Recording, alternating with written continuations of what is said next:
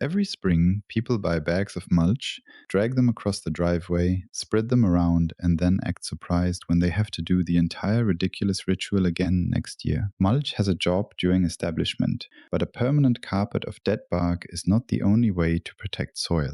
Living native ground covers can shade the ground, slow weeds, soften hard edges, feed insects, and turn empty space into habitat. The catch is simple. Ground covers are not interchangeable green frosting. A plant for dry sun can rot in wet shade, and a woodland creeper can fry beside a south-facing wall. Check what is native in your region. Match the plant to the site and use small plugs in a tight pattern. You are building a community, not placing decorative meatballs 3 feet apart. Number 1. Wild strawberry.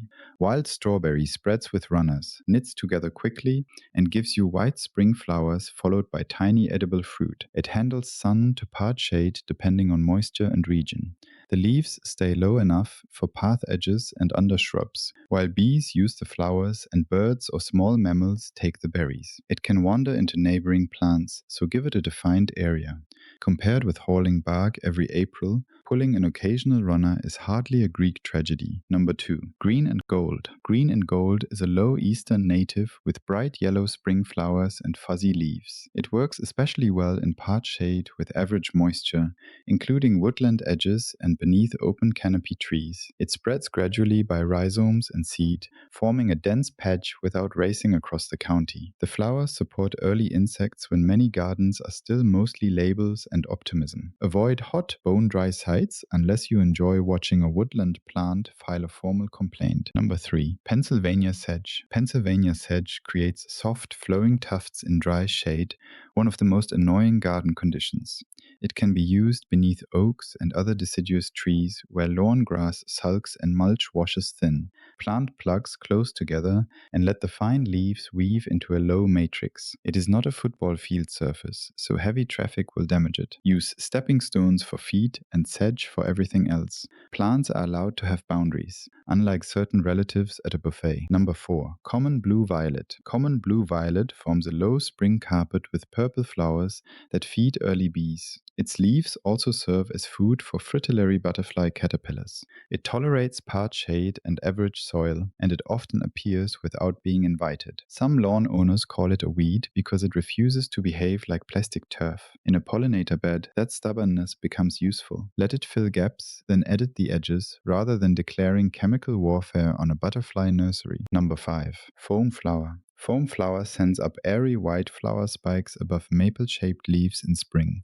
It prefers woodland conditions with part to full shade, organic soil, and steady but not swampy moisture. Along shaded paths, it can form an elegant colony that looks far more expensive than a pile of dyed wood chips. The plant is not for baking sun. Place it beneath trees or on a cool north side and combine it with sedges and woodland phlox for a layered floor. If this is helping you build a garden that actually does something, subscribe. We grow habitat here, not green furniture. Number 6. Barren strawberry. Barren strawberry, also called Waldsteinia, resembles a strawberry but produces yellow flowers rather than useful fruit. That small betrayal is forgiven because it makes a tidy, semi-evergreen mat in part shade and average soil. It is native to portions of eastern North America, so confirm local status before planting.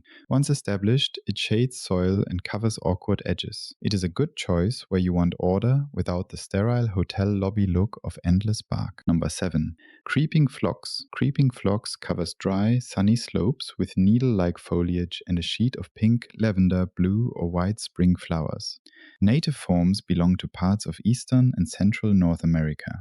It wants sharp drainage and dislikes being buried under leaves or kept wet. Bees and early butterflies visit the blooms, while the mat helps stabilize soil between rocks. Shear lightly after flowering if it becomes ragged. Do not drown it out of affection. Affection is not drainage. Number 8. Pussy toes. Pussy toes are tiny, silver-leafed, native ground covers for dry sun and lean soil.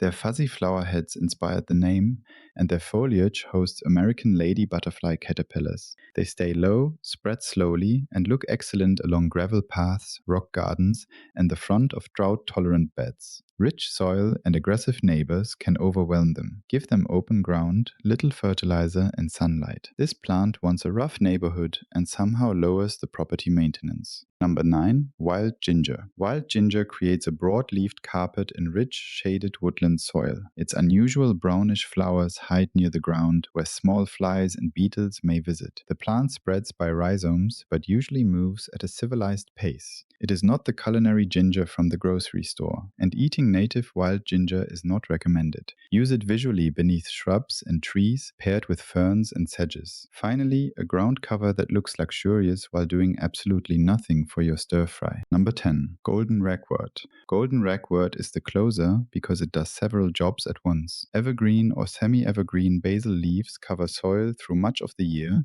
then tall yellow flower clusters rise in spring. It thrives in part shade and handles moist to average ground, spreading into colonies that can suppress weeds. Early pollinators use the flowers, and deer often leave the foliage alone. It can spread aggressively in ideal conditions, which is exactly why it works. Just do not plant it beside a timid treasure and later act shocked when the bouncer takes over the doorway. A living ground layer works best when you stop thinking in isolated specimens. Use a matrix of one dependable species, then weave in seasonal accents. In dry shade, Pennsylvania sedge can carry the floor, while violets and green and gold add flowers. In moist shade, golden ragwort can mix with foam flower and wild ginger.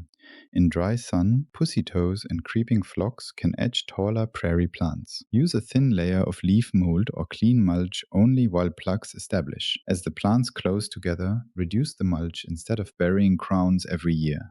Leave fallen leaves beneath trees where they can decompose naturally, but keep heavy mats of low evergreen plants that need air. Mulch is useful. The annual mulch subscription is optional. Build a living layer that protects soil, feeds wildlife, changes with the seasons, and does not arrive wrapped in plastic. Your back, your budget, and several thousand small insects will all cope with the disappointment.